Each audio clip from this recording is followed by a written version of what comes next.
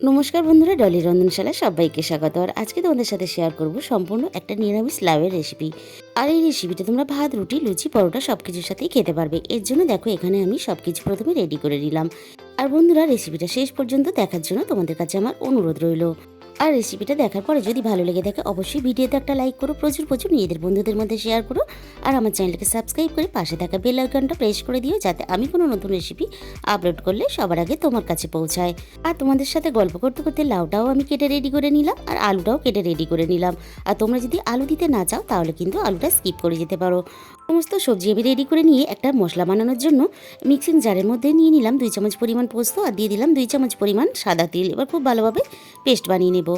অপরদিকে কড়াইয়ের মধ্যে আমি অল্প একটু সর্ষের তেল গরম করে নিয়ে দিয়ে দিলাম কিছুটা বড়িগুলো লাল লাল করে ভেজে আমি এবার নামিয়ে নেব। এই একই তেলের মধ্যে আমি আরও একটু সর্ষের তেল দিয়ে দিলাম, আর ফোড়নে দিয়ে দিলাম 1/2 চামচ পরিমাণ পাঁচফোড়ন, আর দিয়ে দিলাম সাথে আর দিয়ে দিলাম 1/2 চামচ পরিমাণ রাঁধুনি, আর দিয়ে দিলাম ছোট দুটো তেজপাতা। এরপরে আমি এখানে ফোড়নে দিয়ে দিলাম শুকনো লঙ্কা।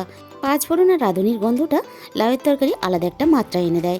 এরপরে দেখো কেটে রাখা আলুগুলো আমি দিয়ে দিলাম। এরপর আলুগুলো হালকা নাড়াচাড়া করে আমি লালচে করে একটু ভেজে নেব। এরপর দিয়ে দিলাম প্রয়োজন মতো আদা বাটা। আলুর সাথে আদাটাকে নাড়াচাড়া করে নেব কাঁচা গন্ধটা চলে যাওয়া পর্যন্ত। আলুর সাথে আদাটাকে কষিয়ে নিয়ে আমি এখানে দিয়ে দিলাম মটরশুঁটি। এরপর আমি মটরশুঁটির সাথে দিয়ে দেব মশলা। 1/2 চামচ পরিমাণ হলুদ গুঁড়ো দিয়ে দিলাম, 1/2 চামচ পরিমাণ কাশ্মীরি লঙ্কার গুঁড়ো, আর দিয়ে দিলাম এখানে 1 চামচ পরিমাণ ধনে গুঁড়ো, আর দিয়ে দেবো 1 চামচ পরিমাণ জিরে গুঁড়ো। এবার আমি মশলার সাথে আলুটাকে একটু নাড়াচাড়া করে কষিয়ে নেব। এরপর আমি দেখো কেটে রাখা লাউগুলো দিয়ে দিলাম। লাউয়ের সাথে আমি দিয়ে দিলাম স্বাদ মতো লবণ।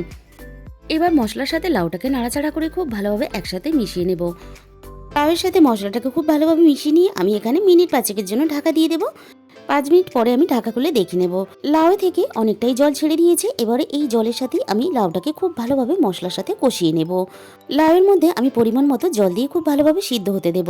আর এই তরকারিতে যেহেতু আমি বড়ি ব্যবহার করব, তাই জলের পরিমাণটা একটু আমি বেশি দিলাম। কিছু খুব ভালোভাবে মিশিয়ে আমি ঢাকা চাপা দিয়ে খুব ভালোভাবে সিদ্ধ হতে দেব। লাউ আলু সবকিছু কিন্তু আমার এখানে খুব ভালোভাবে সিদ্ধ হয়ে গেছে। এরপর দেখো এখানে ভেজে রাখা বড়ি দিয়ে দিলাম। কিছুটা বড়ি আমি হাত দিয়ে ভেঙে দিয়েছি, আর কিছুটা আমি গোটা দিয়েছি। এরপরে যেহেতু নিরামিষ তরকারি, তাই স্বাদ মতো এখানে চিনি ব্যবহার করলাম। সবশেষে এখানে দিয়ে দিলাম পোস্ত আর তিল বাটা। তোমরা এইভাবে একদিন পোস্ত আর তিল বাটা দিয়ে লাউ রান্না করে খেয়ে দেখো, আশা করি তোমাদেরও খুব ভালো লাগবে। এখানে আমার রেডি হয়ে গেল নিরামিষ লাউ পোস্তর ঘন্ট।